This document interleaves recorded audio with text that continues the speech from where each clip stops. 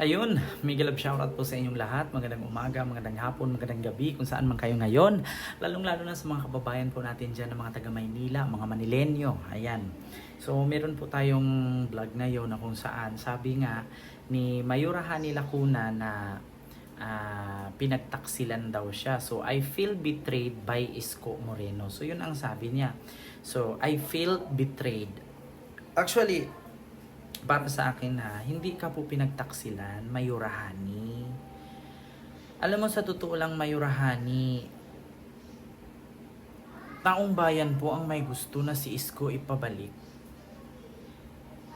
Kasi alam mo po kung bakit, Mayura. Ako bilang taga Maynila, masasabi ko po, mas marami po kasing magandang ginawa si Isko kaysa sa'yo. Nagsabi ako sa'yo ng totoo. Mayura, wag kayong magalit sa akin. Hindi ako basher sa'yo. Ay, kung ano yung respect ni Yorme sa'yo, ganun din ang respect namin taga Maynila sa'yo. Pero hindi po sa lahat ng pagkakataon, Mayura, na porkit ate ang turing ni Yorme sa'yo, ay ikonsinti na lang niya ang nangyayari. Mayura, naalala mo po ang sabi ni Yorme sa'yo noon, ate, naumpisahan na natin, ipagpatuloy mo. Kaya ba?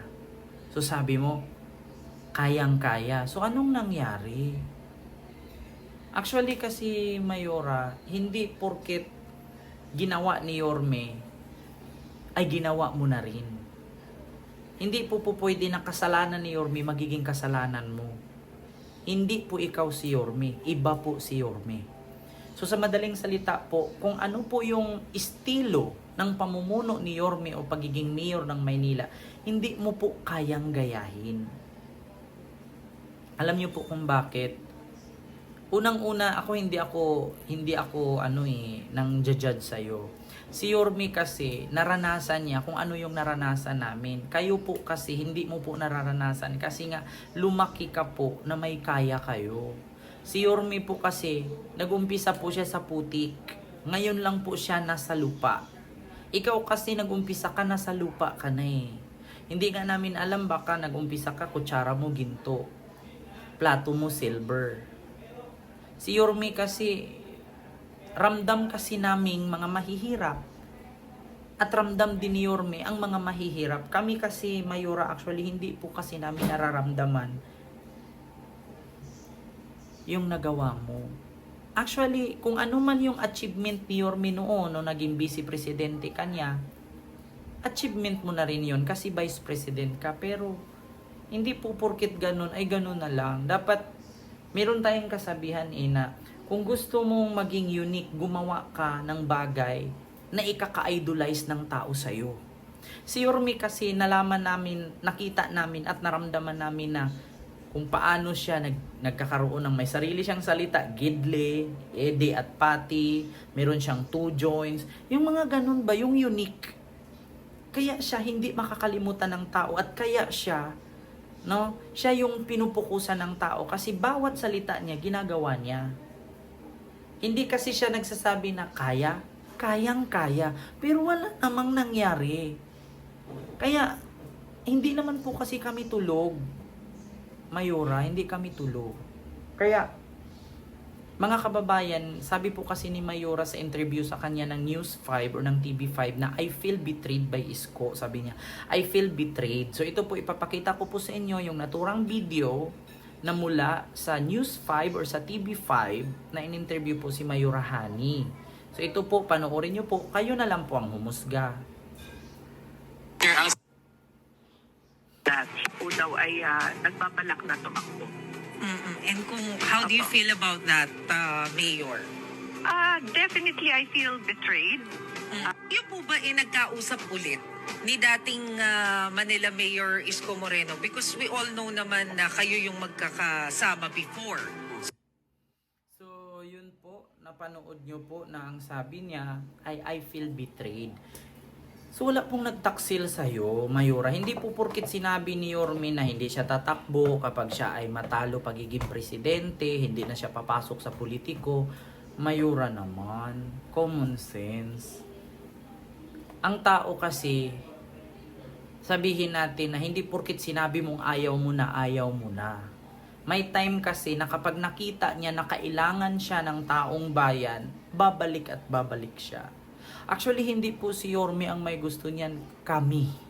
Kami na po mismo ang nagsabi, Mayura Hani, ako as a social media influencer, as a vlogger, as a content creator, marami din po akong supporters and viewers and followers na nakabase sa Manila. Basahin mo po ang comment sa vlog na ito kung sino po ang may gusto, si Yorme ba o kami.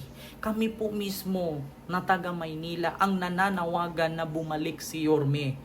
Hindi naman kami mananawagan, Mayura eh. Kung ginawa mo lang, kung ano ang ginawa ni Yorme noon, pwede ka naman humingi ng advice, isko bilang ate mo. Anong sunod gawin? Anong sunod hakbang na gagawin?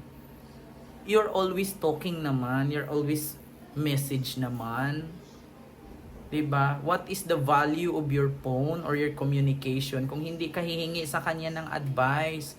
Dapat sinabi nun na lang, Yorme, tapusin ko lang muna yung last term ko and I will make you as my advisor na lang to make this Manila improve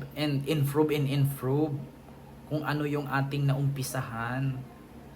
Diba? Pero na-feel kasi ni Yorme at na-feel ng taong bayan na parang nawala yung inumpisahan ni Yorme. Klarong-klaro naman sa sinabi ni Yorme na umpisahan na natin, ate. Ipagpatuloy mo. Kaya nyo ba? Kaya mo ba, Yorme? Sabi mo, kayang-kaya. Pero asaan na? Unang-una, Mayura, alam mo kung bakit gusto naming pabalikin si Yorme? Because yung mga, yung sa senior citizen, yung allowance ng senior citizen, parang ang hina na po ng kilos. Hindi na gumagalaw. Pangalawa, yung pangangailangan ng taga Maynila, parang dumumi ulit ang Maynila. Hindi katulad noon, active ang mga taga Maynila or ang mga bumibisita sa Maynila, natatakot magtapo ng basura. Bakit? Kasi napakalinis. Ngayon, kahit nga balot ng ice candy, tinatapo na diretso eh. Bakit? Kasi hindi sila natatakot sa government. Kasi ang sabi nila, wala namang pakialam yung namuno. Hindi na nga tayo binibisita dito nung bumaha. Oh, si Yorme noon, Mayura, kung nakita mo lang, ako mismo saksi, dalawang mata ko. Ang tubig hanggang dibdib, nandyan yan, hila-hila, lubid. Kasama ko pa yan, humihila ng lubid. And that's the reason why hindi ko makakalimutan yan. Napapaiyak ako mag-isip. Since dito kami banda sa may ilog ng San Juan, ang lalim po ng tubig. Just try to imagine, si Yorme noon, konsihal pa lang. Tondo. Pero umabot siya ng District 6. District 1 pa lang siya. City Councilor pa lang siya. Umabot siya ng District 6. Tinutulungan niya kami humila. Maghila ng lubid para lang hindi kami mabahaan. Yung mga nire-rescue, nandun yan si Yorme. Ibinsunog nandun yan. Pero ikaw, Mayura, never ka naming nakikita. Ang lapit-lapit lang natin. Sampaloc ka lang. District 6 kami. Malapit ka lang sa Sampaloc. Pero hindi ka namin nararamdaman. And thankful nga kami na mirong Yorme na pinaupo ka sa posisyon. Kaya paano mo nasabi na you feel betrayed by Yorme? Hindi ka po pinagtaksilan ni Yorme. At dahil din po kay Yorme na upo kang mayor. Kasi ang tatay mo nga ilang beses tumakbo, hindi nga nanalo eh. Diba? Ngayon, subukan mo ulit. Tumakbo pagiging mayor kung mananalo ka. Magsabi talaga ako ng sorry. Pero kung manalo si Yorme ngayon, paninindigan ko ang sinasabi ko. Yorme is my choice. Sorry, but hindi po ikaw. Hindi ka po pinagtaksilan ni Yorme. Bumalik lang po si Yorme kasi nakita niya po. At sigaw po kasi siya ng taga Maynila. Yorme's choice. Yun lamang po, hindi ka po pinagtaksilan. Isa lang po ang masasabi ko, iba kasi ang gawa ni Yorme kaysa sayo. Mas magaling si Yorme. I will tell you frankly. May pera man o wala, si Yorme nandyan. Kayo kasi may pera man o wala, wala kayo eh. So yun lang, maraming salamat and see you next vlog. God first. Thank you.